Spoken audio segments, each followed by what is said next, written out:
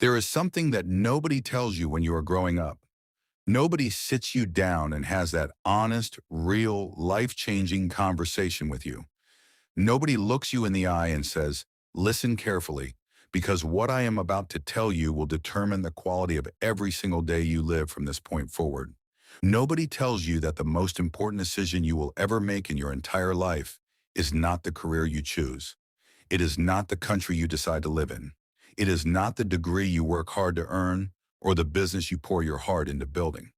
The most important decision you will ever make, the one decision that will either multiply every other good thing in your life or quietly undermine all of it from the inside, is who you choose to share your life with, who you choose to love, who you choose to call your partner, who you choose to do this long, beautiful, complicated, demanding journey called life with. And here's what makes that truth so painful. We have built an entire civilization that prepares people for almost everything except this. We have schools for medicine. We have universities for law. We have training academies for sport, business schools for entrepreneurship, coding boot camps for technology, conservatories for music, seminaries for theology. We have a program, a course, a certification, or an institution for virtually every skill a human being might ever want to develop. And yet for the one thing that every piece of research, every ancient text, every wise elder, and every honest human being who has lived long enough will tell you matters more than all of those other things combined. For love, for marriage, for the art and the science of building a life with another person, we have prepared people with almost nothing. We send them out into the world emotionally underdeveloped, relationally uneducated, and completely unprepared. And then we act surprised, confused, and even judgmental when they struggle. This is not an accident. It is a gap, a costly, dangerous, and heartbreaking gap that is destroying families, raising broken children, and producing generations of people who are professionally successful and personally miserable. And today we are going to begin to close that gap. Not entirely, because you cannot close something this wide in a single conversation. But we are going to open a door. We are going to shine a light into a room that far too many people have been stumbling through in complete darkness. And if you take nothing else from what we are about to explore together, take this one commitment. Make up your mind today, right now in this moment, that you are going to take your relationships as seriously as you take everything else in your life.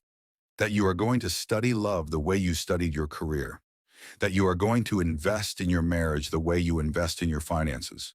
That you are going to pursue growth in your relationships with the same hunger and discipline with which you pursue growth in every other area.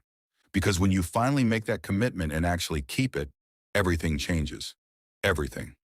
Now, before we get into the specific things I want to teach you today, I need to lay a foundation. I need you to understand why relationships and family are not just important in a general, vague, feel-good kind of way. I need you to understand why they are specifically, measurably, scientifically, and spiritually the most foundational thing in human life and in human society. Harvard University ran a study, one of the longest-running studies in the history of modern science. It lasted close to 100 years. They followed real people across entire lifetimes. They tracked their health, their happiness, their success, their mental state, their physical condition, their sense of purpose, their longevity. They looked at wealth and poverty. They looked at education and intelligence. They looked at geography and opportunity.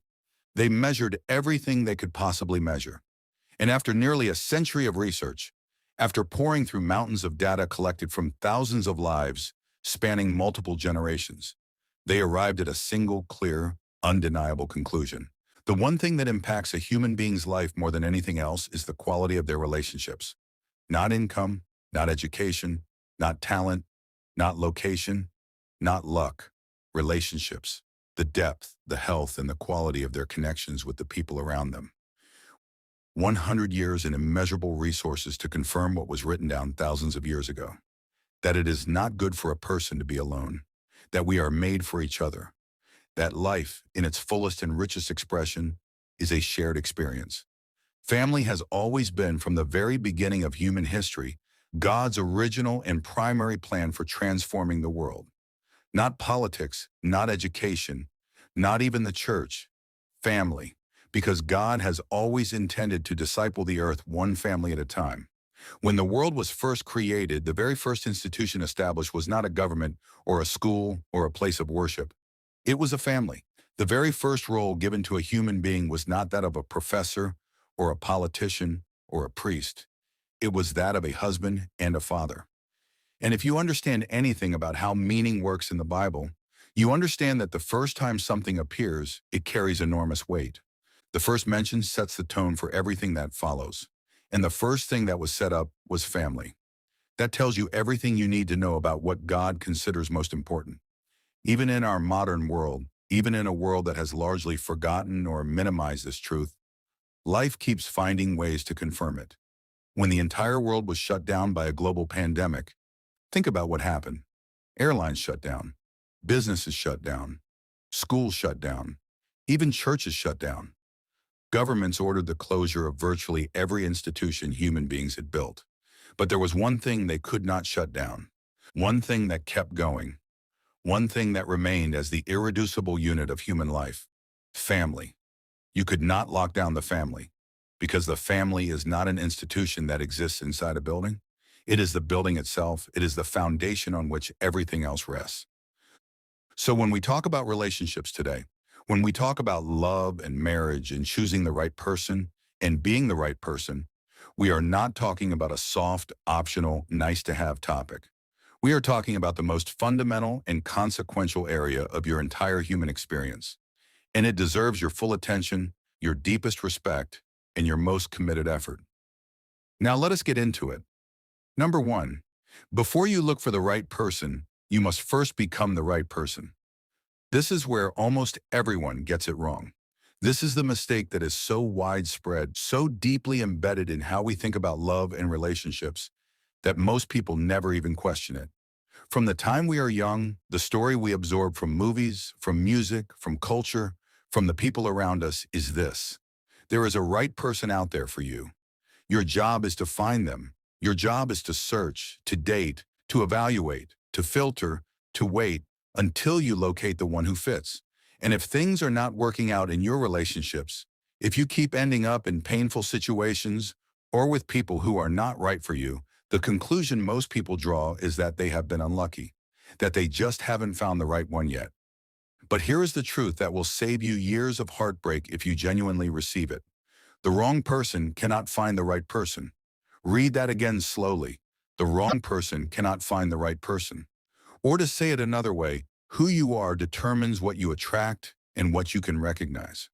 The quality of your own character, your own emotional health, your own self-awareness, your own maturity, these things act as a filter through which you see and evaluate every potential partner. And if that filter is distorted, if it is shaped by wounds, by insecurity, by unresolved issues, by a lack of self-knowledge, then even when the right person stands directly in front of you, you will not be able to see them clearly. You will either overlook them entirely, or you will sabotage what could have been something genuinely beautiful. Think about this picture. Imagine two people looking at the same piece of land. One person looks and sees a swamp, muddy, difficult, unappealing, a problem. The other person looks at the exact same land and sees an estate, potential, opportunity, something that with the right vision and the right investment could become extraordinary. Same land, completely different perception, completely different decision. And 20 years later, one person is living in a beautiful home, and the other person is looking back with deep regret, wondering how they could have missed what was right in front of them. This is exactly what happens in relationships. There are people in your life right now, people you may have already passed up or written off, who someone else is going to recognize, invest in, and build something incredible with. Not because there is something magical about that other person, but because they have done the work on themselves. They have developed the eyes to see potential where others only see problems. They have cultivated the patience to invest where others gave up. They have built the inner security that allows them to celebrate another person's growth rather than feeling threatened by it. And here is what is equally true. There are people you have dated who always seem to find something wrong with you, who always had a criticism, always saw a flaw, always needed you to be different, always made you feel like you were somehow not enough. And then you met someone else, someone who looked at the same you and saw something entirely different. Not your weaknesses, but your strengths. Not your failures, but your potential. Not what you lack, but what you carry. Same person, completely different experience. Because the issue was never really you. The issue was the lens through which you were being seen. And that lens is shaped entirely by who that person is on the inside. So the very first work of preparing for a healthy, lasting, fulfilling relationship is internal work. It is the work of becoming, of growing, of healing, of developing, of building yourself into a person who is emotionally available, self-aware, grounded in their values, clear about their purpose, and genuinely capable of loving and being loved in a healthy way. This is not glamorous work. It does not make for exciting conversation at parties, but it is the most important work you will ever do. Because everything you build in love will be built on the foundation of who you are. And if that foundation is shaky, unstable, and full of unaddressed cracks, then no matter how beautiful the structure you try to build on top of it appears from the outside, it will eventually crack from within. Number 2, you must choose the right person. And this is harder than it sounds. Now, I know what you might be thinking. Of course, I want to choose the right person. Nobody deliberately chooses the wrong one. And that is true. Nobody wakes up in the morning and says, today I am going to make the worst relational decision of my life. Nobody walks down an aisle thinking this is going to be a disaster. People make wrong choices in relationships not because they are foolish or because they don't care, but because they are uninformed, because they are choosing based on feelings and chemistry and circumstance rather than based on wisdom, character assessment, and a clear understanding of what they actually need in a long-term partner. There is a very important distinction that needs to be made here, and that distinction is the difference between attraction and compatibility, between chemistry and character, between how a person makes you feel in the beginning and who that person actually is over time. These things are not always the same. In fact, sometimes the people who make us feel the most intensely in the early stages of a relationship are precisely the wrong people for us. Because intense feeling can be generated by familiarity with pain, by the excitement of uncertainty, by the unconscious pull toward patterns from our past that feel familiar, even when they are damaging. So how do you choose well? How do you move beyond just feeling good with someone and actually evaluate whether this is the right person to build a life with? There are several things you need to look at honestly. First, look at character, not personality, character. Personality is how a person presents themselves to the world. Character is who they are when no one is watching, when things are hard, when they are tired, stressed, and not on their best behavior, when they don't get what they want. How does this person treat people who can do nothing for them? How do they speak about people who are not in the room? How do they handle disappointment? How do they respond to conflict? These are not romantic questions, but they are essential ones. Because you are not dating someone's personality. You are building a life with their character. Second, look at values. Not surface values, but deep values. What does this person actually believe about the purpose of life? About money? About family? About faith? About commitment? About sacrifice? About growth?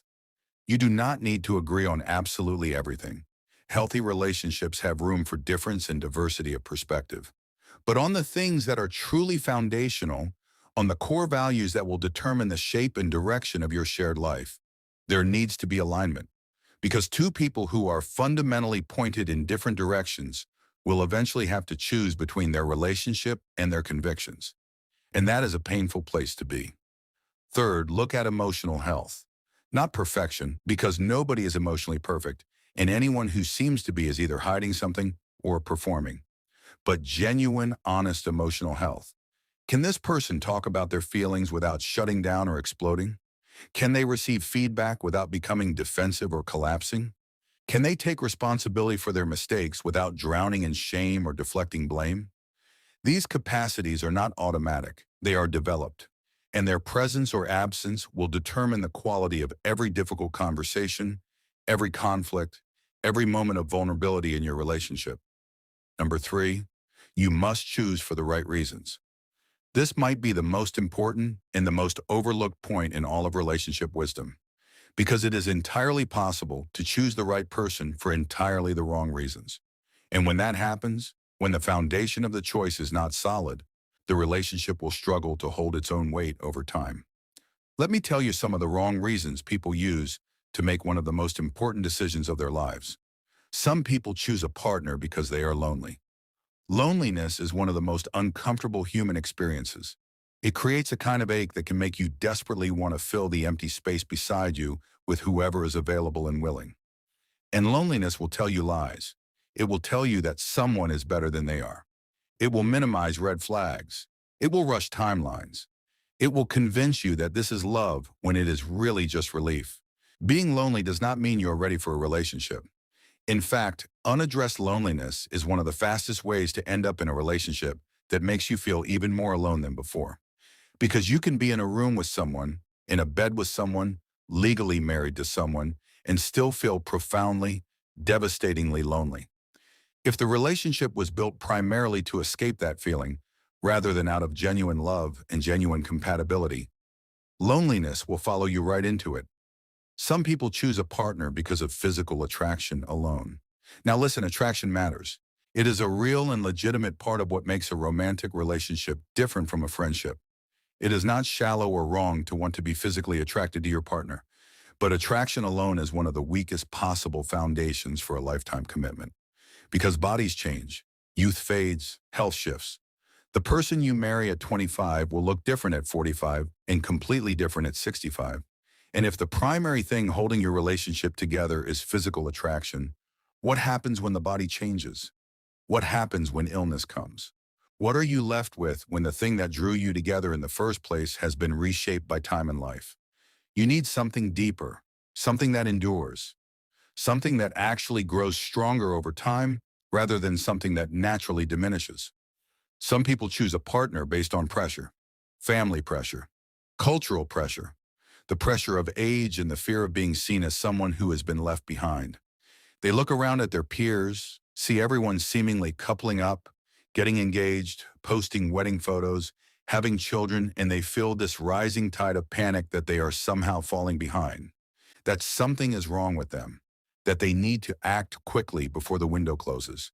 And from that place of fear and panic, they make a choice. Not because they have found someone genuinely right for them, but because they are desperate to silence the voices, both external and internal, that keep asking when. This is one of the most dangerous places from which to make a permanent decision. Because pressure produces poor judgment, fear narrows your vision, and desperation makes you overlook the very things you most need to see. The person who marries under pressure almost always ends up, years later, wishing they had taken more time, chosen more wisely, or had the courage to wait even when waiting felt unbearable. A relationship begun in freedom, in genuine readiness, in real knowledge of yourself and the other person, gives you the best possible chance at something that actually lasts and actually nourishes you. And that is worth waiting for. That is worth refusing to settle for anything less than. Number 4, you must understand that there are rules to love, and learning those rules is not optional. This might be the point that gets the most resistance, because there is a persistent and deeply harmful idea floating around in our culture that love is just something that happens to you, that it is spontaneous and natural and organic, that if you have to work at it or study it or think deeply about it, then somehow it is not real love. That real love just flows effortlessly between the right two people. And anything that requires effort or intention or skill is somehow artificial or forced.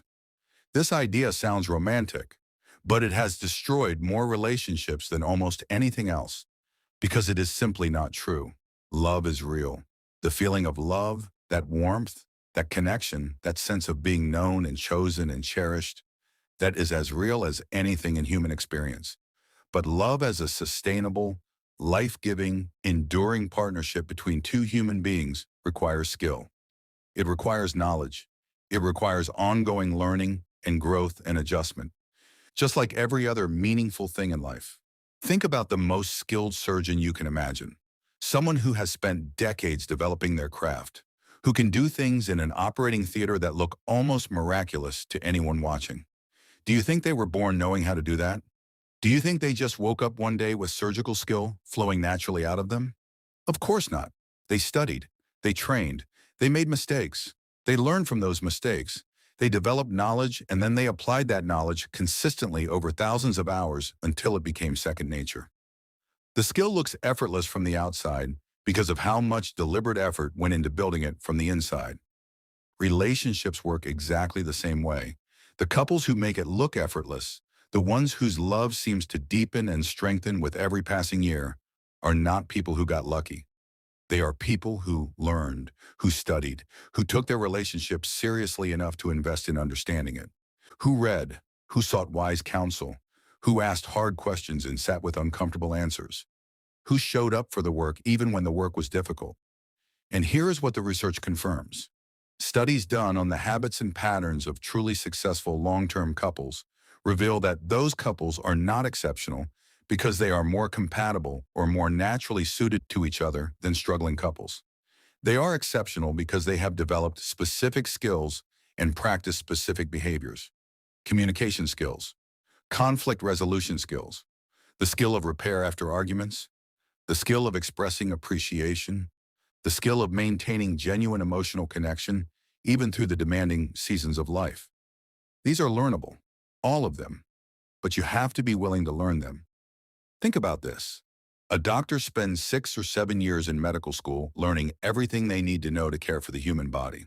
A lawyer spends years in law school learning everything they need to know to navigate the legal system.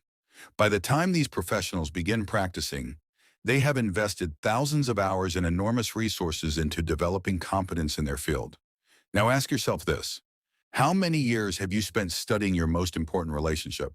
How many books about love and marriage and emotional intelligence have you actually read? How many wise, experienced voices have you intentionally sought out and listened to? How many hours have you invested in understanding the psychology of connection, the dynamics of communication, the science of what makes love last? For most people, the honest answer is close to zero, and yet they are surprised when their relationships struggle. They are confused when marriages fail. They blame luck or incompatibility or the idea that they just were not meant to be, when the real issue is far simpler and far more fixable. They simply never learned. They went into the most consequential area of their lives completely unprepared and expected everything to work out anyway. The good news is that this is entirely fixable. The knowledge exists, the wisdom is available. The tools are within reach. The only question is whether you are willing to reach for them, whether you are willing to humble yourself enough to say, I do not know everything I need to know about this, and whether you are committed enough to do something about it. Number 5, you must invest in learning about relationships the same way you invest in learning about everything else that matters to you. There was a report done some years ago that looked at the top 10 wealthiest people in the world at that time. And what they found was extraordinary. 9 out of those 10 people, 9 out of 10 of the richest individuals on the planet, had been divorced. Think about what that means.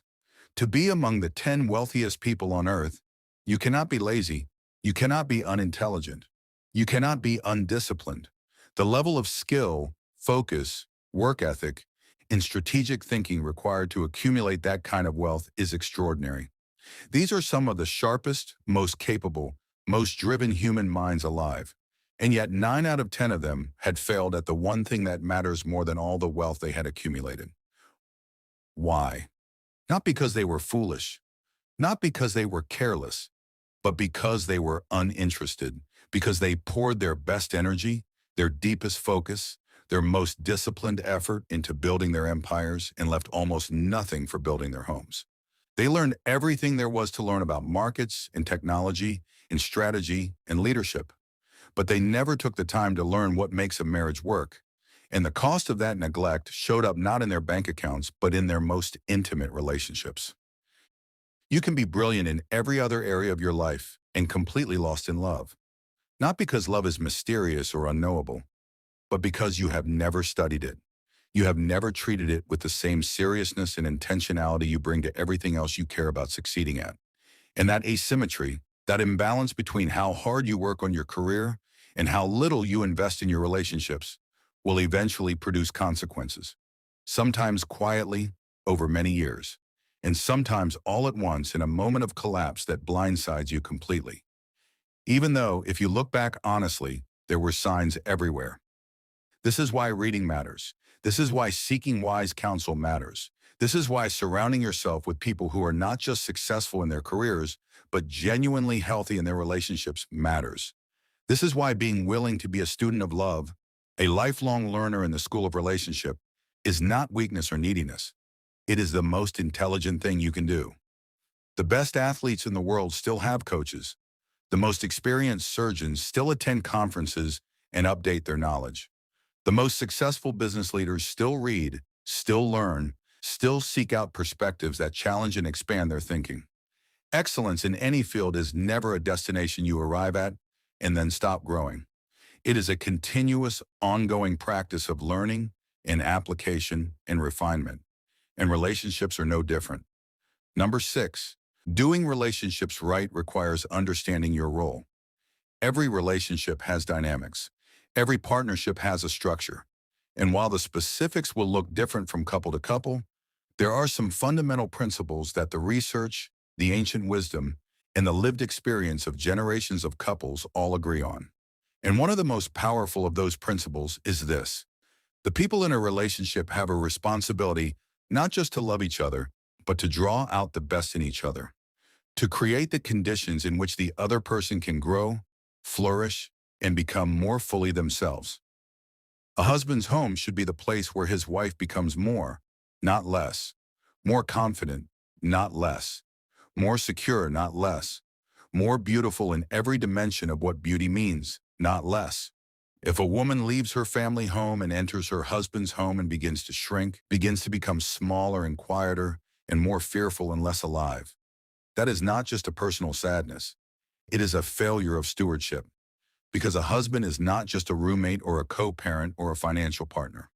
A husband is a cultivator, someone entrusted with the most important growing thing in his life. And the quality of that cultivation will show in the quality of what grows. Think about this picture. A woman enters a relationship carrying a certain level of confidence, a certain brightness, a certain sense of herself and her worth. And she encounters a partner who consistently criticizes her, who finds fault with her laugh, her walk, her choices, her ambitions, who subtly or not so subtly communicates that she is too much in some ways and not enough in others, who tries to reshape her not into a better version of herself, but into a version that is more convenient, more controllable, more reflective of his preferences. What happens to her confidence? What happens to that brightness? It dims, it contracts, it retreats, and over time the person she was becoming gets smaller and smaller. Now picture the opposite, the same woman, same history, same potential. But this time she encounters a partner who sees her, really sees her, who notices not just her obvious qualities, but her hidden ones, who believes in what she is capable of before she fully believes in it herself, who celebrates her wins with genuine enthusiasm and supports her through her struggles with genuine patience, who communicates, both in words and in the daily texture of how he treats her, that she is valued, cherished, and irreplaceable. Watch what happens to her. Watch her stand straighter. Watch her speak with more confidence. Watch her attempt things she would never have dared attempt before. Watch her grow into someone even more extraordinary than she already was. Not because he made her, but because he created the environment in which she could make herself. This is the power of the right relationship. This is what love at its best actually does. It does not diminish. It does not control. It does not remake in its own image.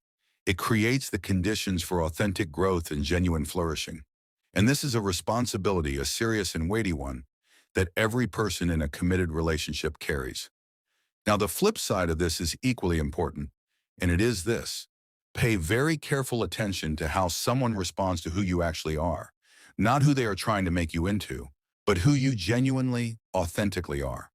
Because the right person, the genuinely right person for you, will not need you to change everything about yourself to earn their love. They will not present you with a long list of fundamental changes you need to make before you are acceptable to them. There is a difference, a crucial one, between someone who challenges you toward genuine growth, who holds you to your own best standards, who loves you too much to let you stay comfortable in patterns that are limiting you, and someone who simply wants to reshape you into something that suits them better.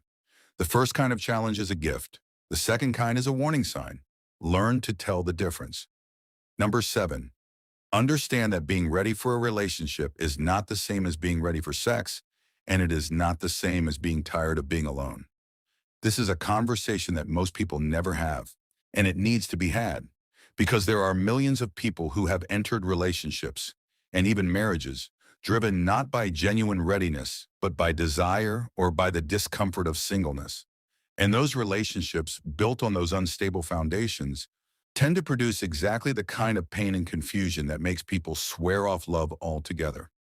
Being ready for a relationship means something very specific. It means you know who you are. Not perfectly, because self-knowledge is always growing, but sufficiently. You have spent enough time with yourself to understand your patterns, your triggers, your values, your desires. You know what you are looking for, not just in terms of surface qualities, but in terms of the deep things. Character, vision, values, the kind of love that you need to receive, and the kind of love you are genuinely capable of giving. It means you are emotionally available, not still completely consumed and defined by past pain, not still so wounded by what happened in previous relationships that you are bringing all of that unprocessed grief and unaddressed anger into something new. Not still so in love with someone else that the person in front of you is really just a distraction. Genuine emotional availability means you can actually show up, present, open, and genuinely there. It means you have developed some capacity for genuine intimacy. And I am not talking about physical intimacy. I am talking about the intimacy of being truly known, of letting someone see the parts of you that you normally hide, of being honest about your fears, your failures, your doubts, your dreams, of being willing to be vulnerable in the deep and costly sense of that word. Because real love requires real vulnerability. And if you are not yet willing to be vulnerable, if your walls are still completely up and your armor is still fully on, you are not yet ready to receive the kind of love that can truly transform your life. Number 8, the community and environment around your relationship matters enormously. Nobody builds a lasting relationship in isolation. No couple exists in a vacuum. Every relationship is embedded in a network of relationships, a community, a culture, a set of influences both visible and invisible. And those surrounding influences shape your relationship in ways that most people significantly underestimate. Think about the people you spend the most time with. Think about their attitudes toward marriage, toward commitment, toward the opposite gender, toward love itself. Think about whether the voices around you are voices that strengthen and reinforce your commitment or voices that subtly undermine and erode it. Think about the media you consume, the stories you are telling yourself about what love looks like, what a relationship should feel like, what you deserve and what you should expect.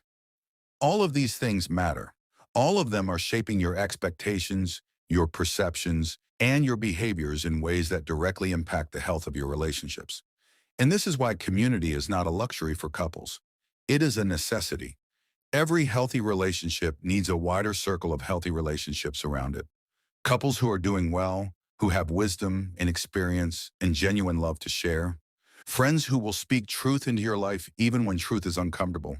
Mentors who can help you navigate the inevitable storms that every serious long-term relationship will face. And it also means being intentional about removing or limiting the influence of voices that are not building you up. Not out of arrogance or superiority, but out of wisdom. Because you become what you consistently hear, see, and absorb. And if the dominant voices in your life are bitter, cynical, fearful, or dismissive about love and commitment, those voices will quietly but powerfully shape your own experience of love and commitment. Number 9, the single most important investment you can make in your future relationship starts today, right now, in how you are living and who you are becoming. Everything we have talked about today, every principle, every insight, every piece of wisdom, all of it points back to this one fundamental truth. Your future relationship will be determined primarily not by what happens when you find the right person, but by what you are doing right now. In this season, in these days and weeks and months before that relationship begins, who you are choosing to become, how you are choosing to live, what you are choosing to learn, how you are choosing to heal, the habits you are developing, the character you are building, the wisdom you are accumulating, the inner work you are doing. All of that is not preparation that you do and then leave behind when love shows up. It is the foundation on which everything else will be built. So start now. Not when you feel ready, because that feeling may never fully arrive. Not when things are perfect, because they never will be. Start right now in the exact circumstances of your actual life. Pick up a book about relationships and actually read it. Seek out the wisdom of people who have done this well and actually listen to them. Begin to do the honest, humbling work of examining your own patterns and understanding why you have made the choices you have made. Begin to heal from what needs healing. Begin to develop what needs developing. Begin to let go of what needs releasing. Because love, genuine love, the kind of love that endures and deepens and actually makes a life richer rather than more complicated, is not something that just happens to lucky people. It is something that is built intentionally, patiently, skillfully, over time, by people who decided to take it seriously enough to prepare for it properly, to choose for it wisely, to invest in it consistently, and to never stop learning what it means to love and be loved well. You are not going to get this perfect. Nobody does. Marriage and love and commitment are not about perfection. They are about direction, about consistently choosing, in moment after ordinary moment, to move toward your partner rather than away from them, to choose understanding over being understood, to choose to repair rather than to retreat, to choose to learn rather than to assume you already know everything, to choose to grow rather than to stay comfortable, to choose love as an active, ongoing practice rather than a passive feeling you either have or don't have. And here's what I want to leave you with. The society you live in, the community around you, the next generation that is watching everything you do, all of it is shaped more profoundly than you realize by what happens in your home. When families are strong, societies are strong. When homes are healthy, communities are healthy. When love is genuine and commitment is real, and children are raised by parents who actually love each other and demonstrate what healthy love looks like every day, the ripple effects of that go out into the world in ways that no political policy, no educational reform, no social program can fully replicate. So this is not just about you. This is about every person your life will ever touch, every child you will raise, every young person who will watch how you love and decide consciously or unconsciously to pattern their own love after yours. Every person who will be impacted by the community you and your partner build together. Your relationship is not private. It is not just your own business. It is a gift to the world around you, or it is a wound that the world around you must absorb and eventually try to heal. Make it a gift. Choose to take this seriously. Choose to learn. Choose to become. Choose to build something real, something lasting, something that makes you proud not just in the good seasons, but in the hard ones. Something that makes the people watching you believe again that love is possible, that commitment is real, that a beautiful, healthy, deeply fulfilling relationship is not just a fairy tale reserved for the lucky few, but something that is genuinely available to anyone willing to pay the price of preparation, the price of wisdom, and the price of consistent, courageous, wholehearted love. Start today. Start right now, because there is no better moment than this one, and you are more ready than you think.